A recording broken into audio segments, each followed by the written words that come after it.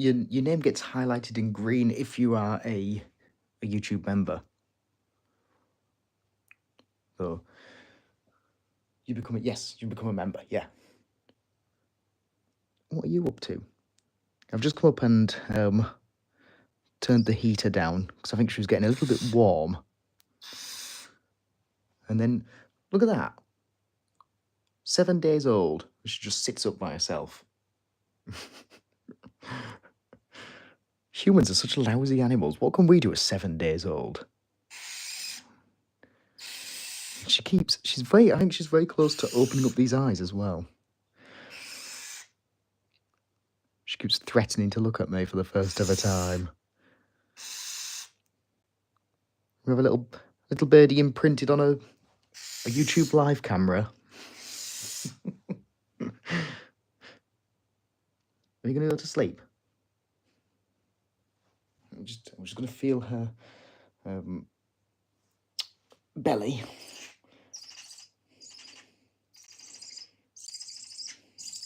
Yeah. All empty. All empty. Say hello.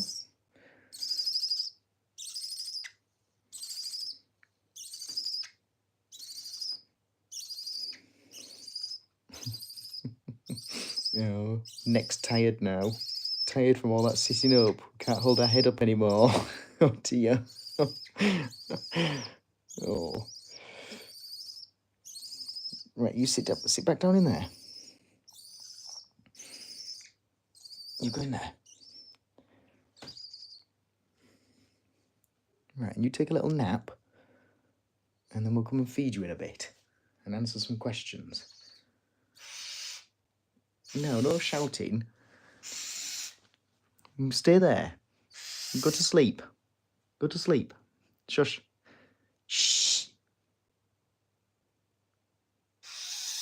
Shh.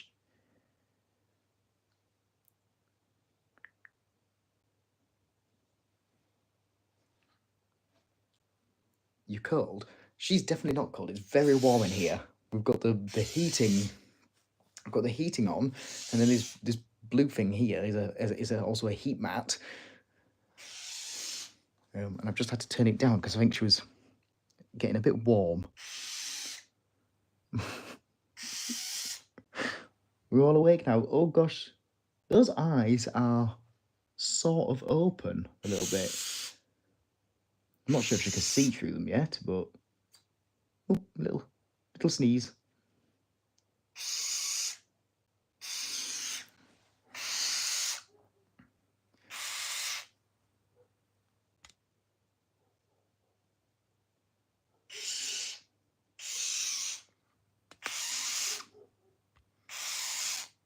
Shh.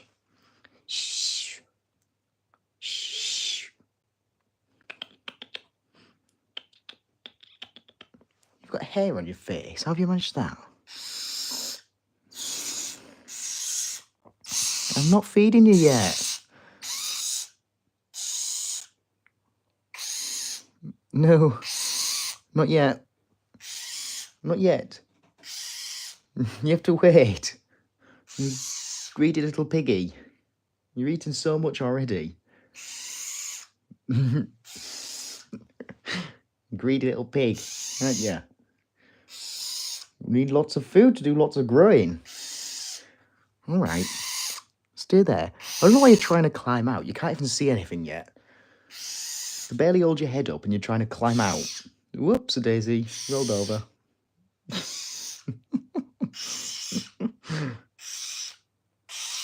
Oh gosh, we're all active now, aren't we? Oh.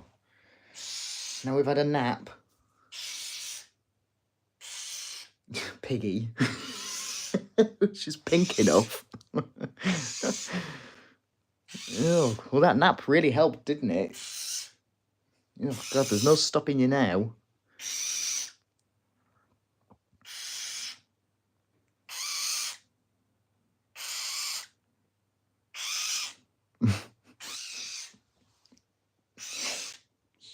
Oi.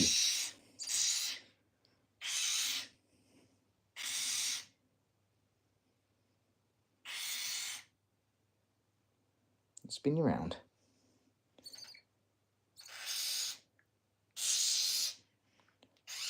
She's kind of cute. I think she's incredibly ugly at the moment.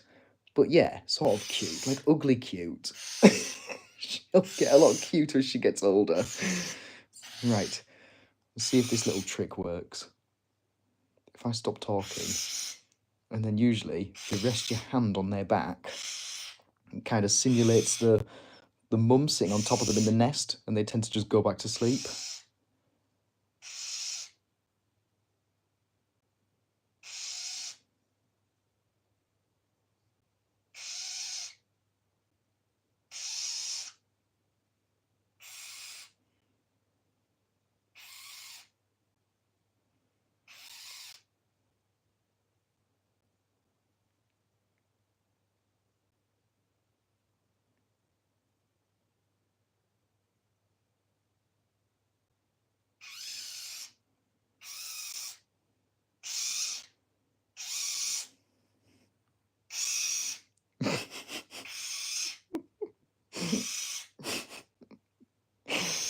Okay, well the trick is obviously not working today.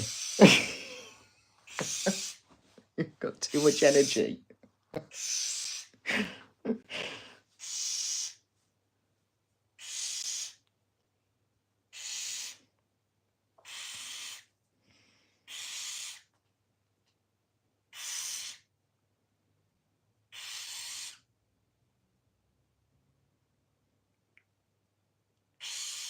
Right, I'm going to leave her alone again for a bit.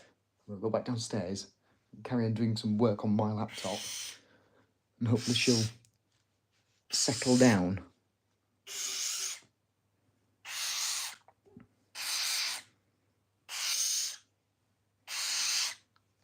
Right. Just go to sleep. Sleeping time now. Sleeping time now. No food. Sleeping time now. Go on, go to sleep.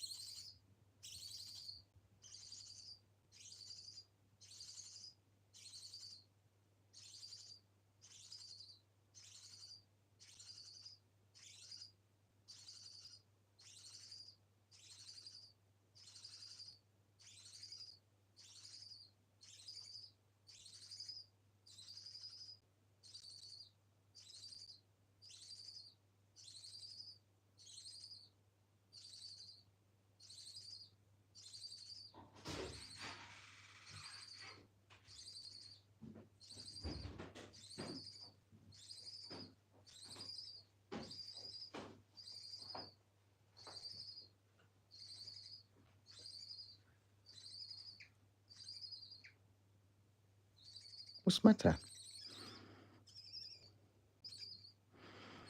You've been very noisy now. Hmm?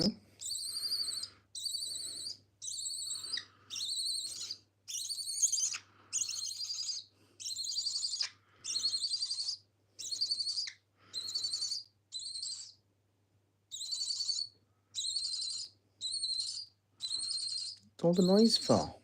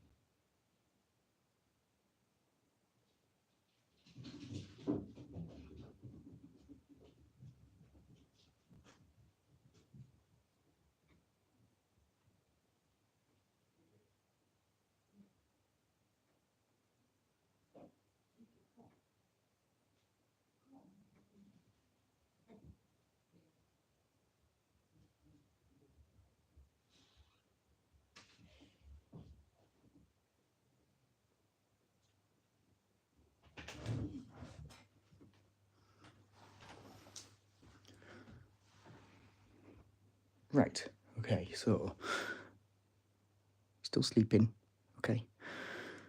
So 6 of you still watching. I'm just going to cover the camera up because I'm going to move everything into a better position ready for the feeding.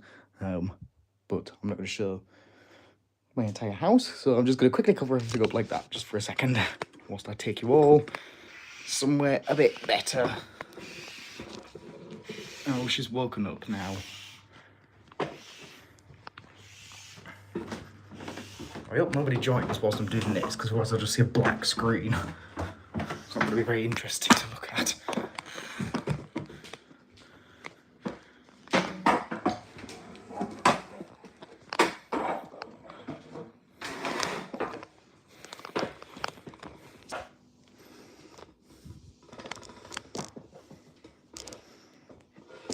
Right, get that set up there.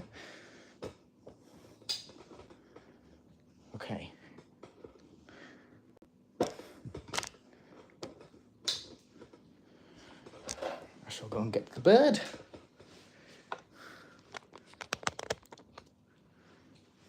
Right.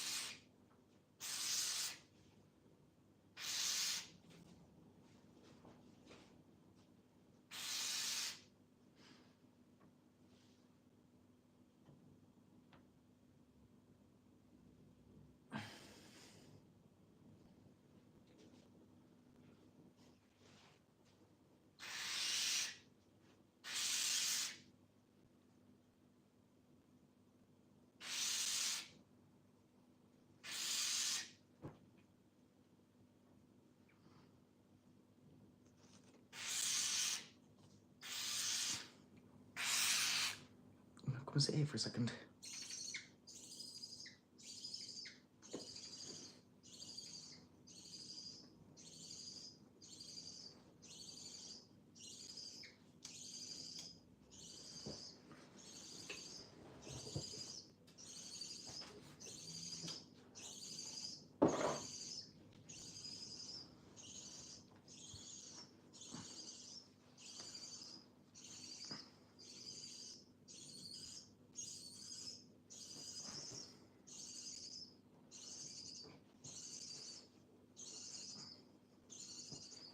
Hold on, where are you going?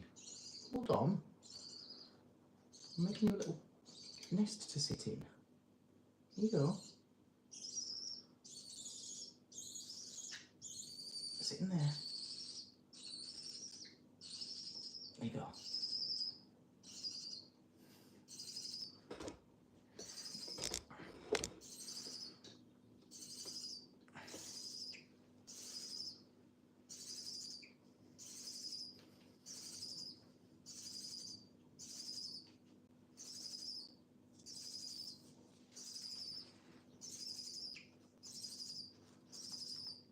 Put that there just for 10 more minutes.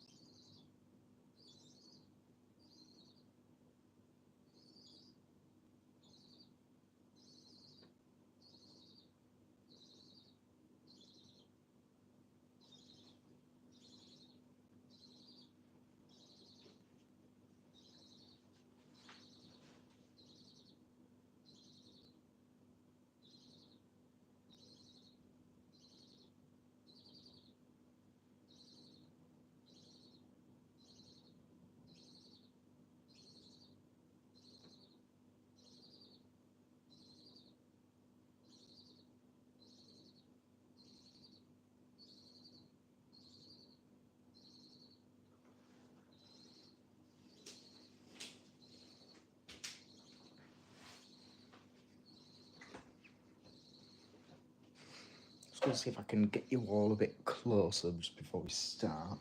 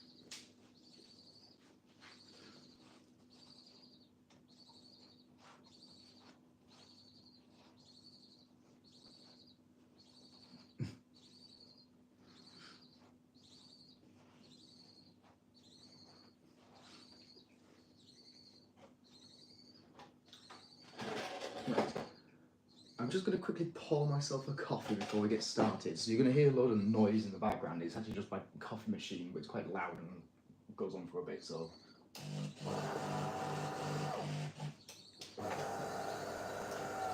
Well, I mean, if you've watched my videos, you've seen me pour coffees on the machine anyway, so...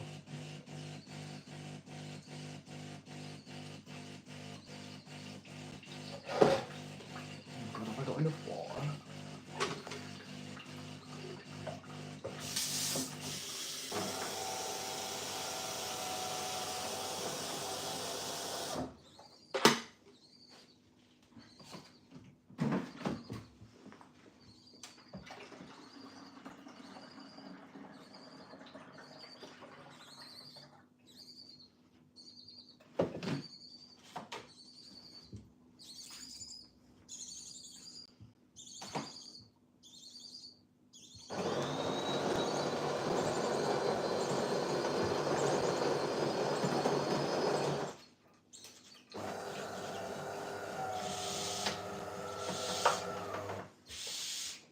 We'll start in just a minute.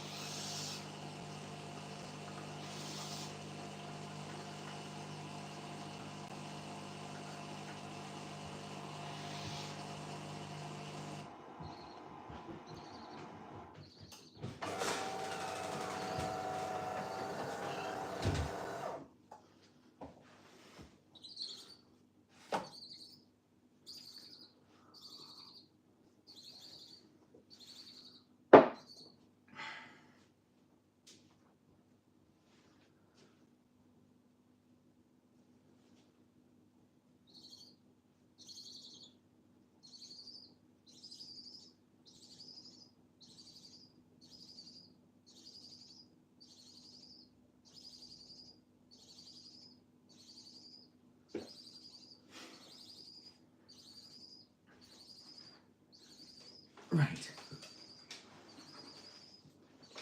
What are you doing with yourself?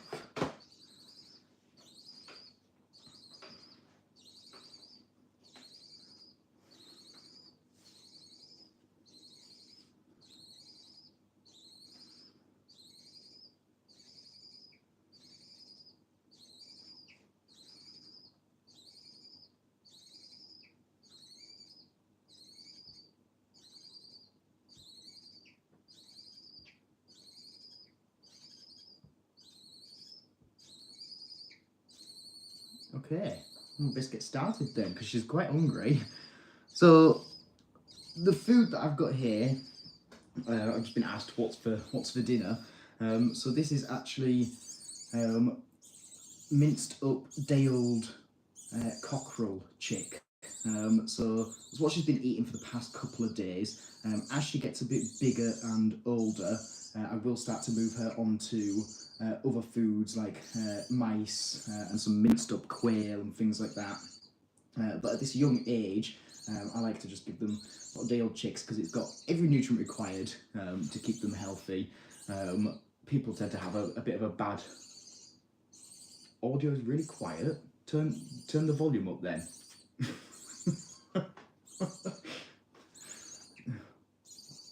I can't hear because there's a delay on the live. So if I turn the audio up to check what it's like, then there'll be a massive echo. Is anybody else having difficulty with the audio?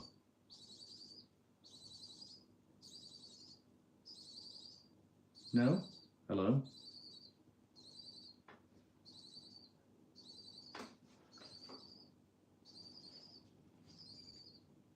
Who's watching? Everybody hear me now? Well, that was a bit disastrous, wasn't it?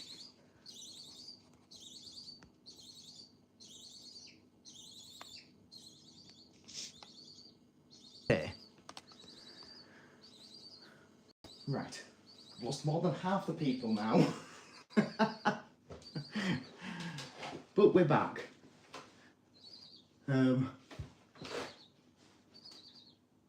So... oh, well, let's just carry on where we are. Hopefully everybody can hear me and see me. So, what are you doing? Are you wiggling? Are you going to do a poo? Going to do a poo? Live pooing. Boop.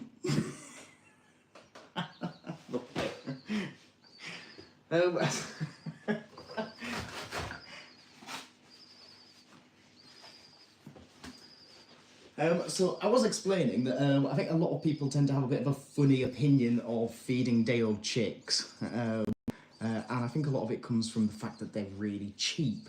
But I think people somewhat kind of need to get over that whole mentality of day-old chicks is a bad food source because it's cheap.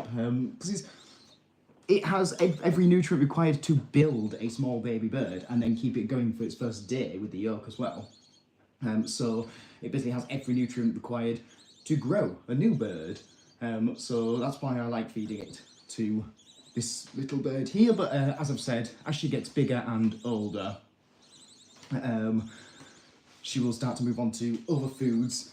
So the past couple of days she's been eating, I just completely skin the day-old chicks and put them in a blender. This is a bit different. So today, this morning, I just sort of gutted a couple of day-old chicks and just took out the really nice stuff, so the liver and the heart, all the organs, and then some of the leg meat and some of the pectoral muscles as well, and put that all in a blender. So that's what she's got here, and then tomorrow she'll be back to a full minced up day-old chick, and then probably soon after that she'll start to move on to things like mice and bits of quail and things like that. So she's quite hungry, so I best start feeding her. What if we prop you up on there like that? How's that? Can you see everybody now? There we go. And then a lot of people use tweezers, but I just find it easy enough just to go off my finger, and just like Mummy Bird would do, coming from above, and just sort of rub the top of her beak, and she just takes it off my finger. Tasty. Is that good? Yeah? That's what you've been waiting for, isn't it? Yes. And then People have also asked me, how do you know how much to feed them? And really, you just sort of feel, because she's an owl, they don't really have a true crop like the other birds. So all of her food goes directly down into her stomach like it would with us. Well, that was a messy one, wasn't it? And so you can just sort of feel their belly, and it sort of, you can feel when it's nice and full. And I don't want to fill her up too much. I don't like absolutely gorging the chicks, because in the wild they have adapted over a very long time with not knowing when their next meal is going to come around, because parents have to go and hunt for it. And so you can have quite a lot of issues with actually overfeeding a chick. Obviously you can have a lot of issues with underfeeding a chick as well, but I like to be conscious not to overfeed. And she's just started having little bits of bone as well, so I've had to sort of mince them up. So I put them in the blender. The blender doesn't always really get them as well as I'd like. So I then sort of run a really sharp knife over it all as well, just on the chopping board, just to break up those extra bits. So how often do I feed her? At the moment, she's on 4 feeds a day. So this is feed 3 of 4 today. So, all right, hang on. So she'll have this feed, and then probably around 10 o'clock this evening, she'll have another feed. And then she lasts all the way through the night, which in the wild, really should be lasting through the daytime, because typically the parents would probably be out more during the nighttime hunting, but as a barn owl is not technically fully nocturnal, and as they start to get bigger, and because there's usually multiple chicks, that's when the barn owls start just continuously hunting, and that's why in the sort of spring and early summer you can see barn owls out hunting any time of the day, because they don't use their eyesight as their primary sense. So they're using their hearing, and if you're using your hearing to hunt, it doesn't really matter what the lighting situation is. And so when you've got a bunch of hungry mouths to feed that are growing incredibly quickly, they need to be out hunting all of the time. So that's why you can see barn owls out sort of any time. Jake, you've seen about 3 out so far this year, yeah. So, I mean, it's going to be difficult for them this year because the weather's been really awful. They're very reliant on having good weather, because I guess I've already revealed it just now. But yeah, people have asked a few times what she actually is. So yes, she is a barn owl, and she is 7 days old today. So I got her at 5 days old. And her eyes are still not yet open. And I keep saying she, but we don't know what the sex is. At this age, it's not possible to tell. The only way to tell would be to send some DNA off to a lab for DNA sexing, but I don't need to know. Really, that it's not that important to me what sex she is, but in sort of falconry and keeping birds of prey, all birds are referred to as a she, so that's why I keep saying she.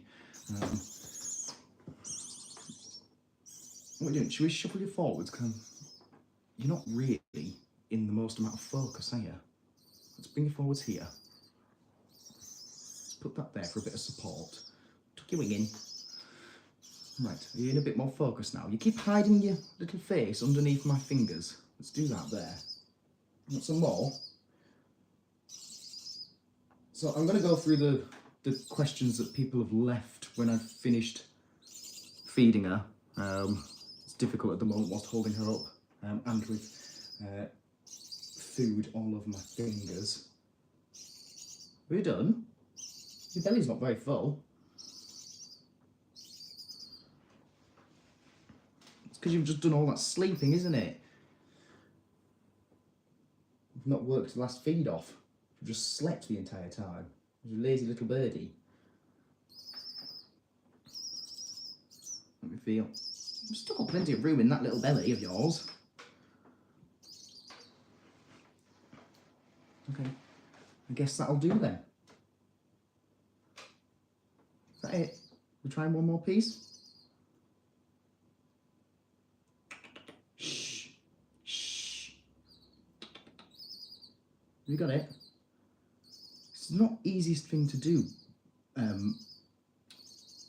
Backwards whilst she's facing the camera. No? Okay. I think we're done for food. Right. Let's get you a bit of support then. Let's wrap up this. And then I can have a look. Spin around. There you go. You sit like that. There you go.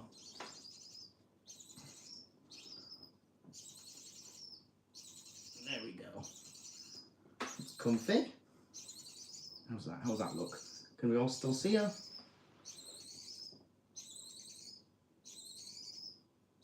No, wrong way.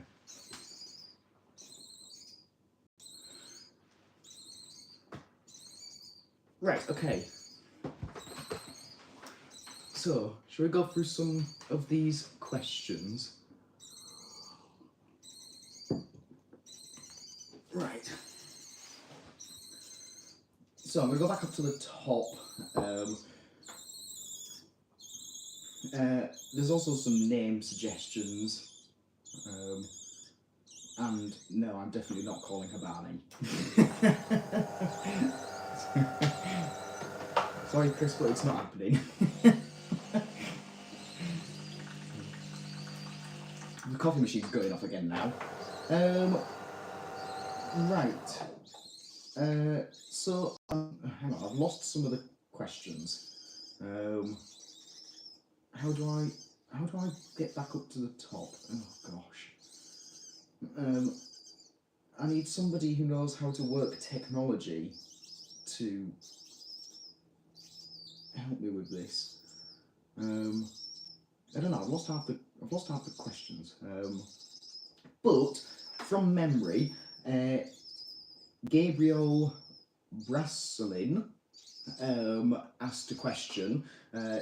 They're not here anymore, but you can go and watch this live afterwards anyway. So they still want me to answer it. And he was asking what a good sort of what the bird that they should start with is when their end goal is a Bonelli's eagle, and should they start off with something like a red tail or a ferruginous? And I don't know, bit of a controversial opinion, but no, I think you should start with the bird you want. So if you're gonna have to learn how to work with and care for and deal with birds of prey, and you're gonna have to learn from not knowing anything, does it really matter if you're learning for a Harris hawk or an eagle? I personally think as long as you are surrounding yourself with the right people who have the right knowledge, who can help you with an eagle, and you're going to have to learn from scratch anyway, you may as well start, as long as you've got the right people around you, you may as well start with that eagle. Because my worry would be that you would get something like a Harris hawk or a ferruginous, like you said, but it's not your end goal, so you'd end up getting bored of that at some point, and then going off and getting your eagle when you think you're ready. And then what happens to the first bird that you actually got?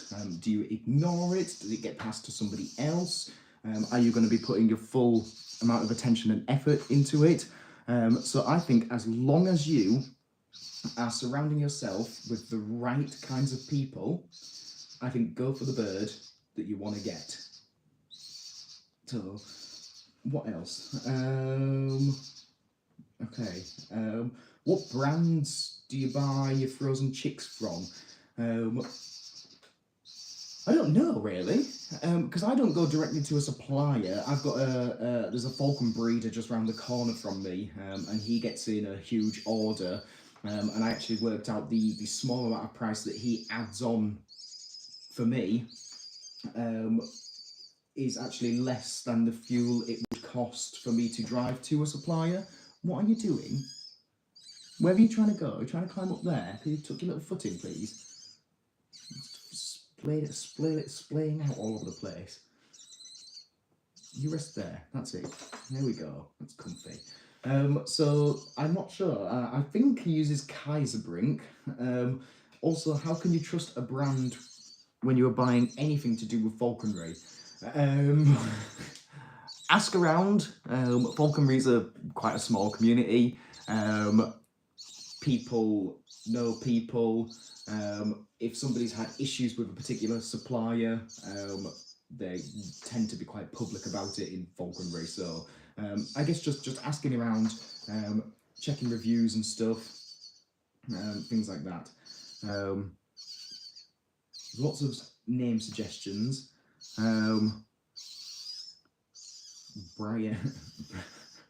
Brianna.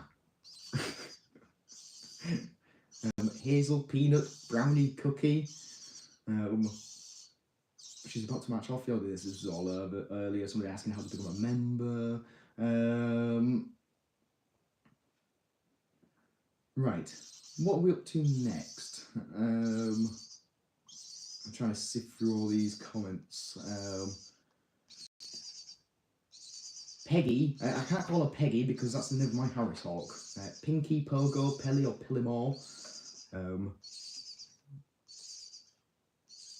Patrick from Sponge. I'm not calling a bird Patrick from SpongeBob. Who? Call it who? As in, who's on first? Who's up first for display?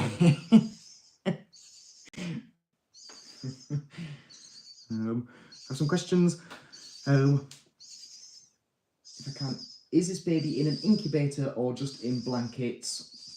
I'm often hand feeding baby parrots, so I'm just curious the heat difference, how often and how much is the baby eating? Well, I just said she eats until I feel like her belly is nicely filled, and it's about 4 times a day at the moment. That should reduce down as she gets bigger and older, until once she's fully grown up, she'll just be on 1 feed a day, like all the rest of the birds. She's not in an incubator anymore, but this blue blanket here is a heat mat. I mean, technically it would be more natural to have the heat source from above her, because the mum would come in an incubator in the wild, and that's where all the heat would come from. And I do actually have a brooder that sits above the birds on legs that you can adjust the height of, but it is buried somewhere in my loft, and when I got her home the other day, I didn't want to go looking around the loft for ages to find some heat for her, so I just got her on this heat mat, which is doing just fine. She keeps her nice and warm. You're very fidgety now. Yeah. You're going to tuck yourself in there. Okay. So yeah, she's still on heat. She will be for maybe another week or so. I don't really know.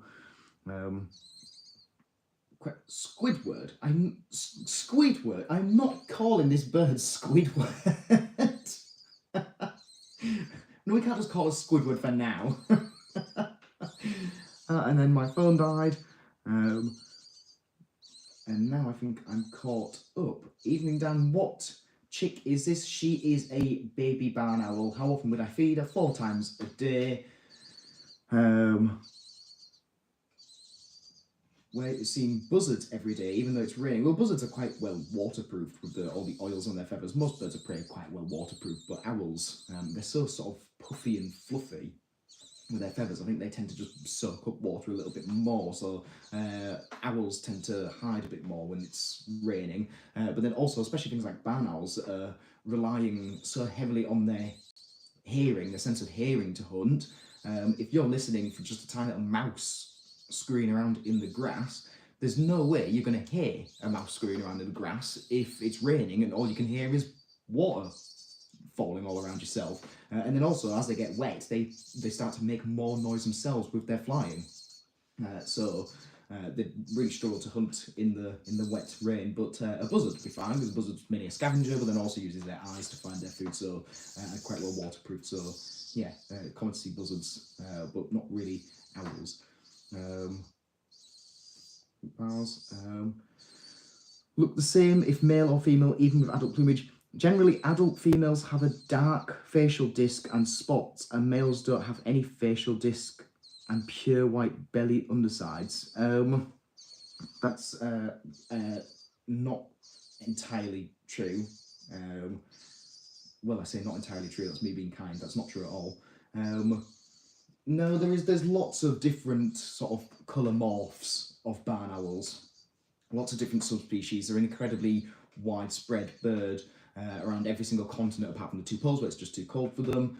And then England is also sort of the most northerly quarter of their habitat range, really. They tend not to go much further north than England, here where we are.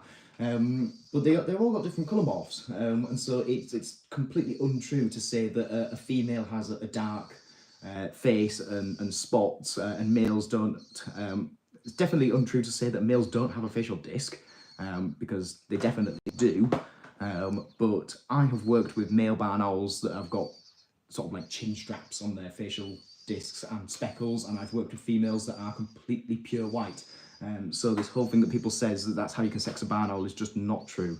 I find barn owls are a very difficult bird to sex because a big male can be the size as a small female. There's so much size overlap between barn owls, and their plumage can just be all sorts of different colours depending. It just doesn't matter whether they're male or female, so it's very difficult to sex a barn owl. Patrick is more familiar. Squidward it is then. No, it's not. I'm not calling it.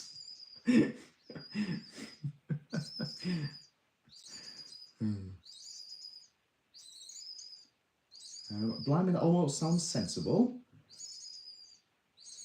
How's your business, Dan? Very busy. Does the eye colour of an owl indicate if they are day or night hunters? Oh gosh, that old famous thing that so many people say. And Benjamin B96 says, yes, dark eyes equal night/nocturnal, bright yellow and orange day/diurnal.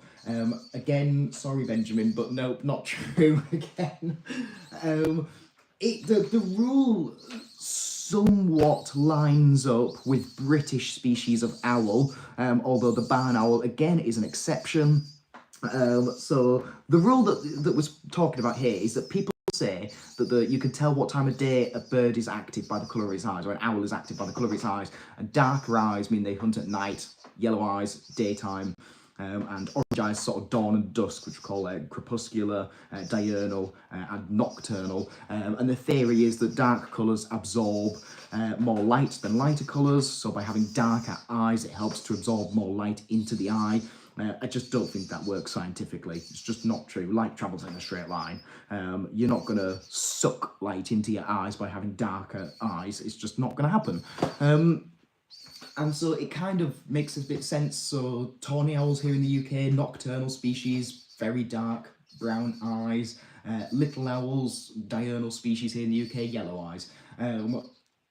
But then barn owls, they just don't really fit into anything. Barn owls will go out any time of the day, all night, or dawn and dusk, and their eyes are near enough black, such dark brown that they're almost black. So barn owls don't really fit into it. And then also, there is over 300 species of owl all around the world. And as soon as you start to look at a bunch of other species all around the world, the rule just completely falls apart. So it's something that people say quite often, but it's just not true. I want to start a business for display birds soon. Do you recommend imprint or parent raid for this, or does it not matter? I don't think the way that you raise the bird really will affect how you conduct your business. There are pros and cons to both imprint and parent raid birds. I do experience sessions with my birds, and I think the thing that you would think is that an imprinted bird would be better for things like that, but currently only one of my birds that I fly on my experience sessions out of 5 is an imprint. And yeah, he's great at it, but I manage just fine with the other birds as well. So it depends on the species, really. It depends what you want to do with the bird. I don't know, there's just... It's a big old topic. It's something you have to sort of decide and choose yourself, depending on quite a lot of factors all around it. And again, here we go again, Squidward and Patrick. I'm not calling this bird Squidward or Patrick. Oh, little Squidward, that's not happening. That's not happening, is it, little Squidward? No, it's not. No, see, she's shaking her head. See, she doesn't like Squidward. Now she's gone to hide.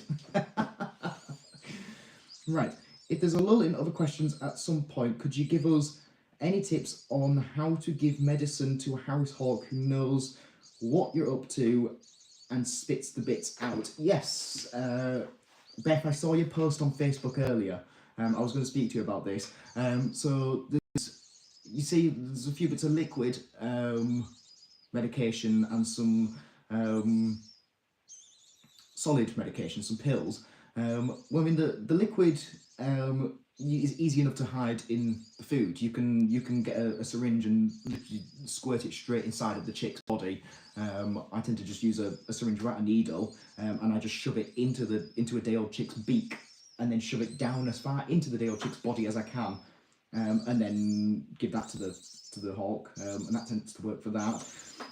With the actual pills, tablets that you're giving to her, if she keeps spitting them out like you say, I would try completely crushing them up. You could usually just use like the back of a spoon on like a table surface, or if you want to be really fancy, a pestle and mortar, and I would crush them up into like a dust, and then I would pull a day-old chick apart to expose the wet innards, pour all of the medication as the sort of crushed up dust into the wetter body, and then close it back up and give it a little wiggle around, and it sort of just coats and sticks to everything inside, and then the bird can't really get rid of it then. If she's going to eat it, it's all just coated in the dusty pill.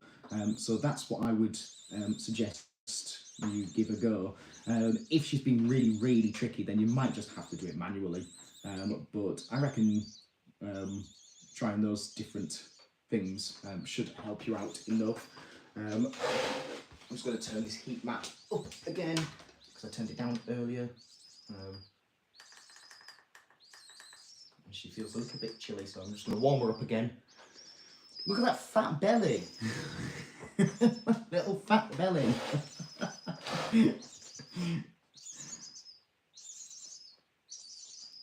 God, you're so fidgety at the moment.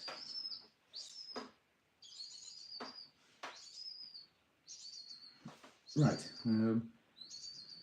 So hopefully that helps, Beth and Martin. What next? I've seen a full dark brown barn owl. Well, well, like I said, the different subspecies that come with different morphs. So there's one called a dark-breasted barn owl, which is sort of like a European type barn owl, Tyto alba guttata, and they've got very sort of coffee-ish colour. That's what Kit, my previous barn owl, was. But then also lots of people nowadays, it seems very fashionable to breed melanistic barn owls, which melanism is the opposite to being an albino, basically, where there's no pigmentation in albinos, they're all white. Melanistic means that there's far too much pigment and they end up losing all of their lovely colours, and it just becomes really pigmented and they become black, basically. You can still see the pattern because they still do have the pattern, it's just the patterns contain a lot more melanin in, which means they absorb a load of light and they appear black. And it's just sort of messing with the genetics, really. It's not natural. It wouldn't really occur in the wild because the parents would most likely abandon it. But it seems very fashionable at the moment to produce these black barn owls, which, I don't know. I don't see the appeal myself. I think if we're flying these birds to sort of educate the public on the science and conservation and falconry, even though barn owls are not really falconry, are they? But they're still using the practices, the same sort of practices to train them. So if the whole point is to sort of educate the public, I don't think it really makes sense to be using a completely unnatural, almost man-made, basically genetically modified through selective breeding species for that. So I prefer much more natural looking species. So, what job do you recommend whilst getting money to eventually do falconry? I don't really think there's an answer to that. Do whatever job you can get or want to do. I've been very lucky with the fact that most of my career has been with birds of prey. I've done other little bits of jobs, like I was a chef a couple of times here and there when I was younger. And then I've done some pest control as well, but the pest control company I worked for hired me for me to use my birds, so it wasn't as often as I would like to, but I was still flying the birds and working with the birds whilst doing pest control. But then very lucky enough to the rest of the time I just work for birds. So not really an answer to what do you recommend? I don't know, try different animal fields, although a lot of them are incredibly competitive and difficult to get into. I thought you already had Arnold, Dan. Sorry if I'm wrong, but if not, then why a second? I did have a barn owl, Kate. Unfortunately, she passed away in January. So she injured herself. I've not hidden this, I've made it very public, I made videos about it. She injured herself, and it was just a bit too much for her after 2 months. And very luckily, Mark from Baytree Owl Centre, if anybody's in the UK, go and have a look, go and support them, because he's been very kind and he has gifted me this little barn owl as I guess condolences for Kit. So if anybody's around, please go and support Mark and go and visit Baytree Owl Centre.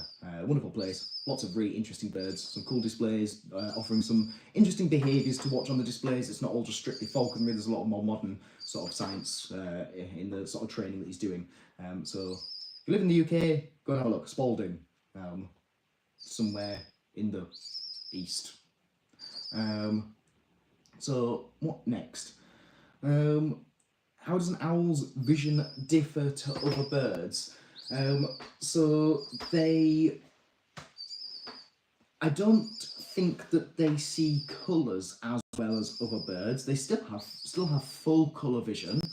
All birds have full colour vision, but I assume that their eyes have got a lot more rods rather than cones. So there's two different cells, photosensitive cells in the eyes. We've got cones and rods. Cones are the colour sensitive cells. We've got different types of cones that are sensitive to different wavelengths, so that's how you see different colours. And then the rods are the light sensitive cells. They don't see colour, but they see well in the dark. And so I imagine owls have got a lot more rods than cones, so they can see well at night time, not massively needing to see colour in as much vibrancy as some of the more diurnal sort of species. And then they have pretty extreme binocular vision, so they're not very good. Not very good at seeing up close, but they're very good at seeing far away, and they've got a very, very weirdly shaped eye. And the only way I can really describe it is like a mushroom if the mushroom was laid down, and the eyeball bit that you look at, that you think you can see, is like kind of like the bottom of the stem. So the eye goes into the skull in like a tube-like shape, and then really kind of balloons out inside of the head, and it gives them a huge retina, so they can take in loads of light. It gives them a really clear image. The more cells you can pack in, the better image you're going to get. But because it has to go into the sort of skull before it balloons out in this sort of like tube-like shape, it means that that's why they've got this sort of binocular vision. It's like living with a pair of binoculars strapped to your face. So, I mean, you're not going to be able to see, but if you can look very carefully on the side here, these tiny little things on the side of her beak are going to eventually grow into something called phyloplumes, which basically look like whiskers. They are present on a barn owl. They tend to hide them a little bit in the sort of facial cone, but they are present there. There are other species that it's a lot more obvious, things like Sway, my Eurasian eagle owl, he's got very obvious phyloplumes all around his beak, and they basically just act like whiskers. So when they are up close, they'll use those phyloplumes to have a feel around, because their vision is just not as good. So that's how their vision differs to other birds. Other birds have got very good colour vision, and they can see both far and close up. Would you get a brown wood owl next? I have raised and worked with brown wood owls, and they are a really interesting species. They're really dopey. I do like the species. Strix leptogrammica. Strix meaning a wood owl, leptogrammica meaning a lightly barred chest, because they've got sort of a beige chest with sort of brown sort of horizontal stripes to kind of mimic the tree bark that they're hiding in. So that's their scientific name, Strix leptogrammica. I don't know, maybe one day when I've got sent and I've got loads more space, I can start to think about all kinds of weird and random species like brown wood owls. But at the moment I just don't have enough space. But hopefully one day when I've got a lot more space, yes, I'll think about getting a brown wood owl. I've seen some falconers remove the egg sac from chicks and some leave them in. Does this matter? The egg sac from chicks. The egg sac? Do you mean when you talk about chicks, are you talking about day-old chicks as the food? And when you say egg sac, do you mean the yolk? I'm going to assume that's what you mean. And again, yolk sac. There's sort of pros and cons to each. So I tend to remove the yolk sac when I'm feeding. Yeah, okay, yeah. So I remove the yolk sac when I'm feeding my birds because it's got a lot of cholesterol in it, and so I mean, an egg is healthy for a human, but we have got a lot more weight to ourselves than a little tiny bird. So if you're going to be feeding yolk to if you're going to be feeding yolk to a little bird, the amount of cholesterol involved in there is going to add up really quite quickly. So I tend to remove it. I do allow them to have the yolk on occasions. So if I'm trying to push them up in weight a bit, or if I'm trying to push them through a molt, I would also use other bits of food. But then also whenever they have the chicks, if they're going through a molt or something, they will have the yolk sac as well. So you're confused. So what we're talking about here is in a day-old chick, which is what we often feed birds of prey, who are a byproduct of the egg industry. They still contain, a baby bird still contains the yolk from the egg inside of their abdomen. So when a baby bird is growing inside of an egg, the yolk doesn't do anything. It just sits there and waits, basically. And in the sort of 24 hours a day before it hatches, they will draw that into their abdomen, and it attaches directly to the end of the intestine. Hang on one second. I think have I got one here? Yeah, look at this. Okay, here's one I prepared earlier. Right, okay, let's put that there. So I'll have to bring it this way a bit. So this is a day-old chick. If I splay it out, so it's laid on its back now. If anybody is squeamish, maybe look away now. So this is where some part of her food came from. So I opened up her abdomen and tore all the good nutritious bits out of there. But as you can see here, there is this yolk sac. And as you can see, it attaches directly to the end of the intestine. And so the point of that is that this is what provides energy and feeds the chick for its first sort of day of life. And then once it's had a day in it, once it's absorbed all of that, it then starts to eat the grains and stuff that it's going to be eating. So that's what we're talking about, if you're confused about that. Some people leave that yolk in the birds, some people remove it. So I assume that's what we meant when you said you were a bit confused. Would you ever work with straighted caracaras? I have worked with straighted caracaras. They're very fun species to work with. Very intelligent, quite different to a lot of other birds. You have to sort of give them a lot of mental stimulation. So Yeah, I like striated caracaras. I've seen striated caracaras. They're actually very entertaining birds. They like to run around instead of flying. Yeah. I'm just having a drink of my coffee. They do, and in the wild, they do spend a lot of time on the floor. And they are quite scavengers, quite scavenging, and they will also from the Falkland Islands, so they'll also spend a lot of time on sort of big cliffs and stuff, and they will run and steal chicks out of sort of the seabirds, the coastal birds' nests hidden in the grass on the edge of the cliff edges, and then they also do a lot of scavenging as well. So yes, it is quite natural to see them running around on the floor, but they do also have the ability to get up in the air and soar around. And that's a trick that I think a lot of people miss. And I think I would like to see more people training their caracaras to get up and soar in the wind and show a bit more of their wings abilities rather than just running around. I think it's a I don't know, it's an interesting one because you have to kind of weigh up. You've got all these other birds, that you can get up in the air and soar around. And when we're trying to show off things to the public and keep it entertaining for the public, it's always fun and interesting to show the public a bird running around on the floor. So it's good for business to have them running around, but I personally would just like to see them show a bit more of their natural behaviours, which is they're having the ability to get up and soar around. So I'd like to see that a bit more. They run around like chickens, yeah. It's bigger than he is. The chick, yes. Seen something about marabou stork. Yeah, they're big. Is it even legal? Oh god, yeah. In the UK, yeah, you can have any animal you want here in the UK. It is a disaster in terms of animal laws here in the UK. Some animals are on the dangerous wild animals list, so some animals you do require a license to keep. But as long as you can prove that you've got an adequate enclosure and you're meeting all the other relevant legislation, then yeah, here in the UK you can own any animal you want. It's bizarre. It's nuts. Shouldn't be allowed, but it is. What else? How dare they steal from nests of seagull? Well, they've got to eat as well. What is the difference between Falcos and Buteos in regard to what primaries are dropped first when they molt? Oh, God, why would you ask me that?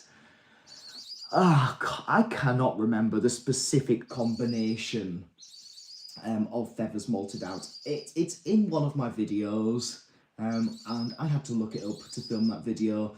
Go on the channel and find a video about malting, and I sort of discussed the combination or the order of which they drop their feathers. But to be off the top of my head, I cannot remember between Falco and Buteo what the difference is in the order of which they drop they molt out their primaries. Do owls tend to scream like birds of prey often do during their first few years? Squidward makes me think probably yes. So the being quite vocal is more of a product of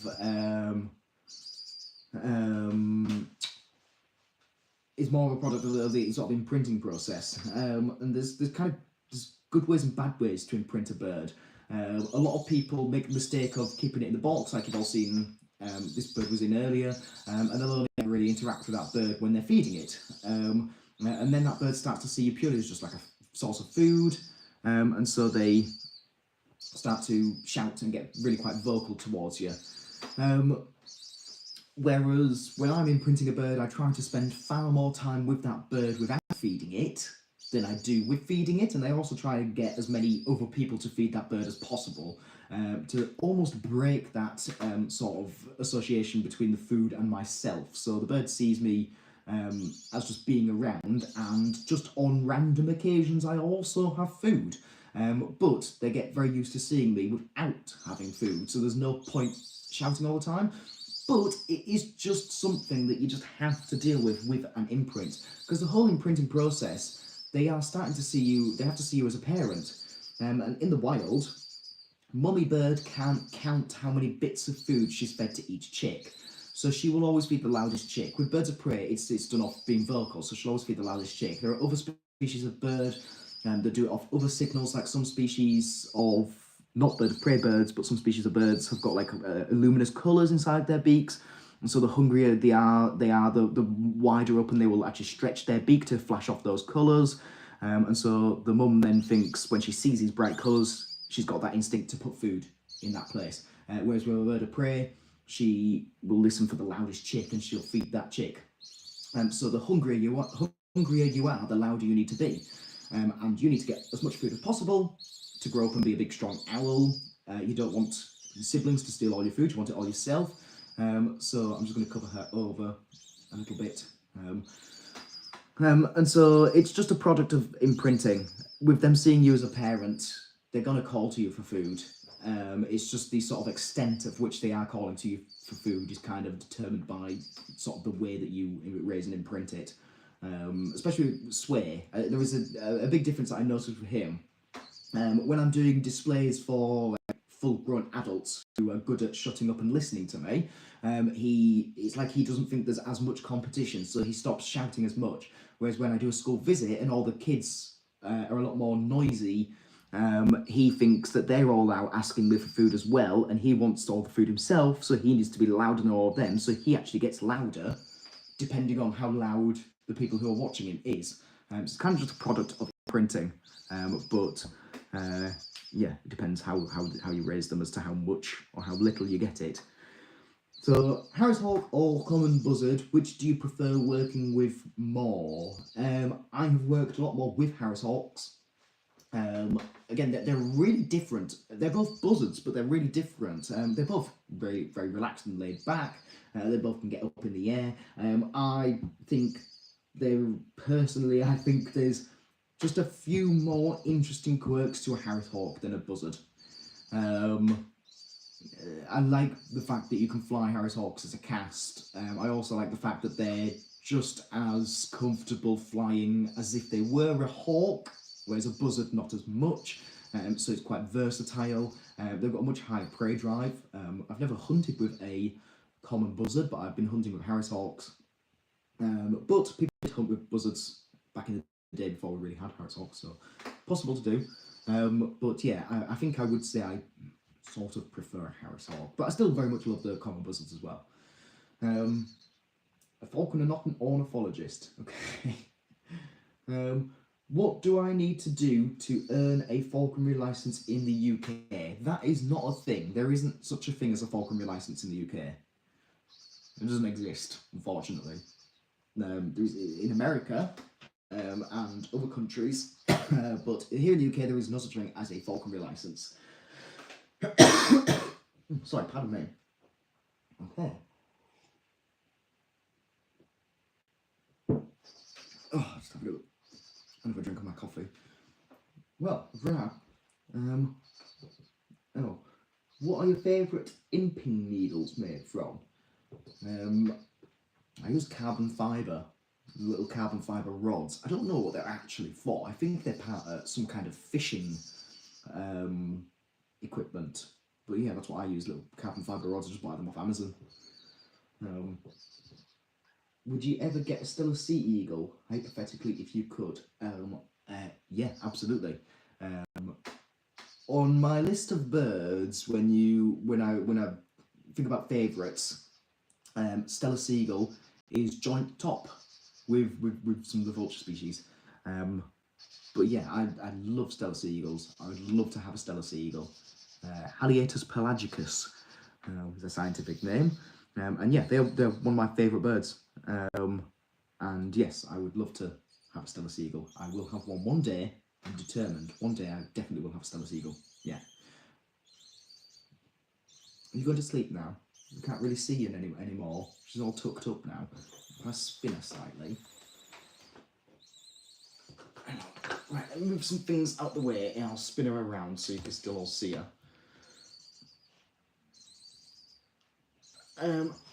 Whilst I'm moving her around, any more questions, feel free to ask away and I will catch up again in a second. Just move baby bird so we can all see her still. Otherwise it's just me randomly talking whilst you're all looking at a towel, which is a bit weird.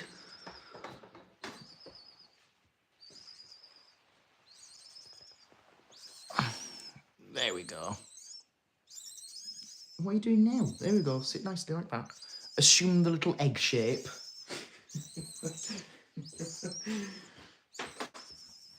Right. Oh, right, okay, a few things have been asked. But there's courses, yes, there are courses to do. Next week, actually, I'm going on the Raptor Awards Assessor training course, which is going to be interesting. I'm not sure how that's going to go. I have not done the Raptor Awards myself, so I'm not got the most amount of knowledge on the Raptor Awards itself, so that'll be interesting. Probably make a video about that when I've done that. Is there any bird or owl you would not want to have and work with? Kind of, yeah. So there's, well, I mean, it depends what I'm doing. If we're talking about business-wise, displays, experience sessions, things like that, there are certain birds that, yeah, I would never sort of touch. Things like a golden eagle, some of the true hawks, like a Finnish goshawk or a sparrowhawk. I think they would, all three of those would just be a nightmare to attempt to do displays and experience sessions with. I just don't think those species are really made out for that kind of work, but they're excellent for hunting with, so it depends. I wouldn't say that there are species that I would stay away from. It's just the species that I'd be very picky with what I do with. I wouldn't do everything with every species, really. So, what else have we got? Ever worked with great grey owls or snowy owls? Yes, I've worked with both. Great grey owls are really lovely to work with. Their feathers are very delicate though, so you have to be really careful with how you house them. And snowy owls, yes, I have worked with a snowy owl. What's wrong? Is the heat not coming through the towel enough for you? Where's your little face gone? Took you up like that. What was I saying? Yes, I've worked with snowy owls. I'd never work with snowy owls again. I don't think they should really be kept in this country. They need a colder climate. They just don't have any natural defence to this kind of climate, and they can end up getting respiratory infections from fungal spores and pathogens and things. So I just don't really agree with having snowy owls in this country. They are technically, I think, classed as like an occasional visitor. We occasionally get them appearing up right at the top of Scotland, but they never come further down south than that. So yes, I've worked with snowy owls, and I don't think I'll do it again. With sea eagles, because of their diet, do you have to train them differently? No. Also, diet. A sea eagle will survive perfectly fine off the same diet as any other bird of prey.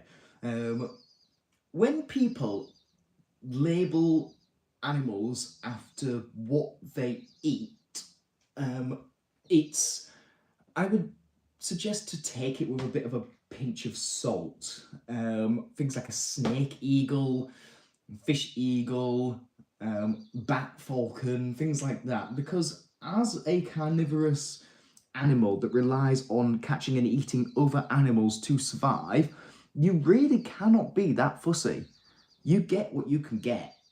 And so, yes, fish eagles are very well adapted at fishing, but they also will take other birds, small mammals, all sorts. Birds are prey, and carnivorous animals are not as fussy as everybody thinks. So there's not really any change in training because of their diet. There's differences in their training because they're just mentally, there's just a bit of a different kind of bird. They're one very difficult kind of species to manage. They're quite different. They're quite unique, very different to a lot of the other species of birds. Is there any books you would suggest? Yes, actually. Shall I go and get some? Bear with me for 1 second. I'll get some of my favourites.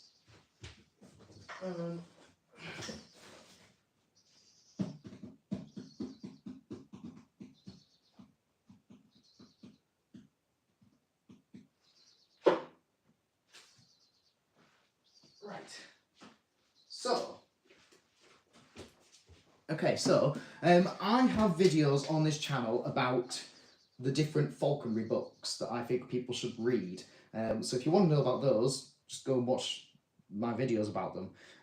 What I did not really mention in those videos is books like this. So this is one of them, which is, I don't know if you can see all of that. It's called Don't Shoot the Dog. It's quite an old book now, but it's got some interesting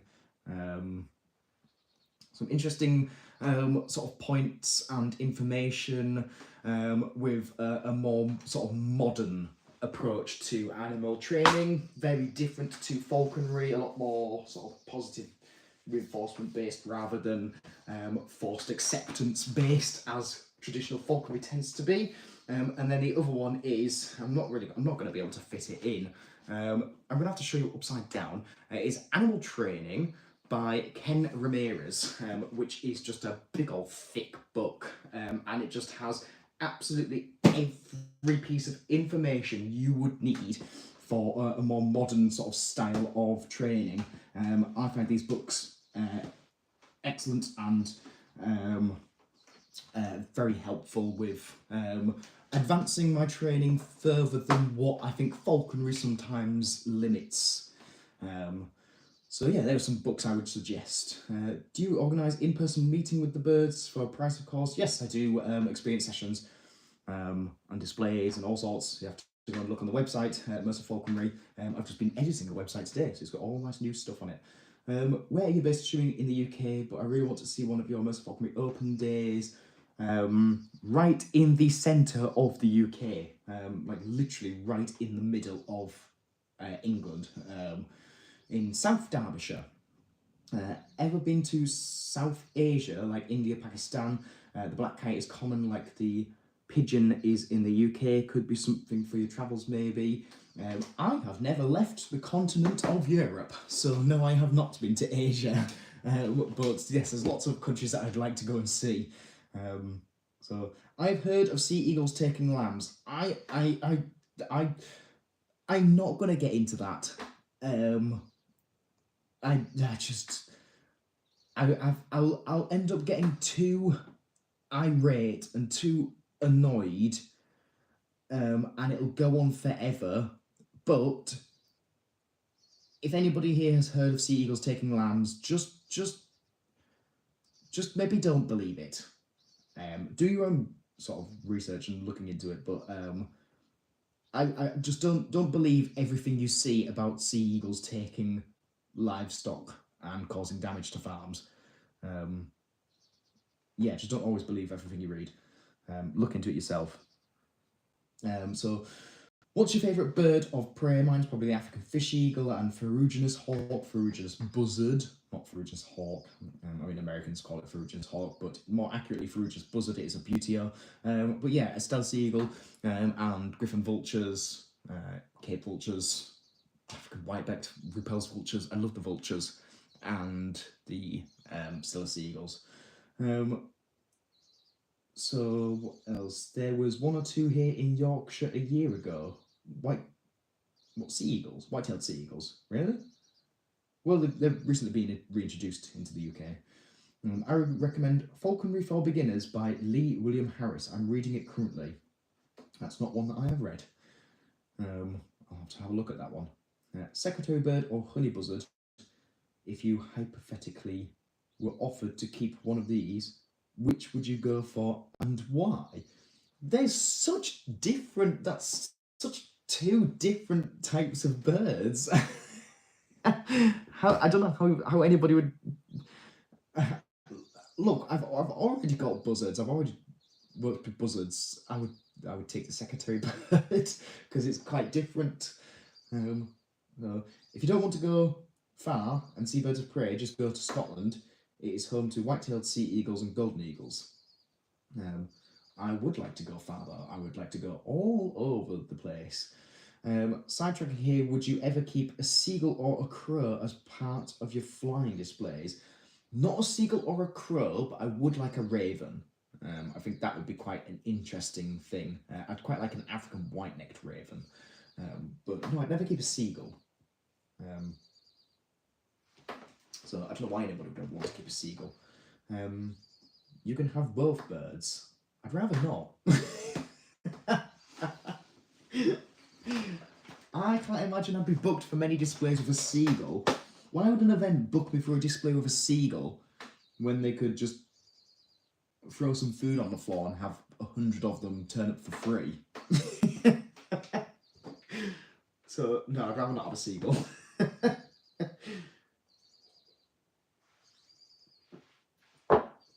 Right. Okay, so I think I'm going to end the live there. Because the dogs, I mean, that's been an hour of me talking and answering questions. My dogs are currently sat upstairs and they probably want to go out for the loo. So seagulls taking lambs is a stretch. Feeding from carrying is more accurate. Yeah. So yeah, well, I don't want to go into it too much. But as Adam says, yeah, I think part of it is, I think a lot of farmers, especially on these farms where they've got thousands of acres and their livestock are really quite wild kept. It's quite harsh conditions, and obviously livestock die. And a sea eagle, if it's flying around looking for its next meal and there is a dead lamb on the floor, why would you go and dip your feet in the cold ocean looking for fish when you could just go down and eat that already dead on the floor, free for the taking lamb? But I think all the farmer sees is the evidence of the eagles finishing its meal, or the actual eagle enjoying the meal, and then instantly just blames it on the eagle. And as Adam says, I think it's just a lot more accurate to say that they are eating carrion, so it's probably already dead. They're not really a land grabbing kind of bird, so. But anyway, oh god, we're still going. If there was an extinct species you could bring back, which would it be? I don't know if I would. I think either a species goes extinct for a reason and they're just not adapted anymore, and there are other animals that have adapted. More than 99% of all species that have ever existed on this planet have gone extinct. We've had 5 mass extinctions which wipe out more than 75% of life at that time. So the life that is currently around is in the 1%. So there is a reason that animals go extinct. And then even if you go more recently, animals that have gone extinct from human causes, I think, again, it would still be pointless to bring them back because they would just go extinct again, because we're not going to help them, because humans are just destroying the planet and the ecosystems and the habitats. So I don't think I would bring back any extinct species, although I would love to say, let's make a real life Jurassic Park, and I would love to do displays with velociraptors and pterodactyls. But yes, thank you for this. Look forward to further live streams from Germany. Yes, thank you, Beth, for joining. The old Jurassic Park question, yes. I mean, it's not possible because the half-life of DNA is like 650 years or something like that, isn't it?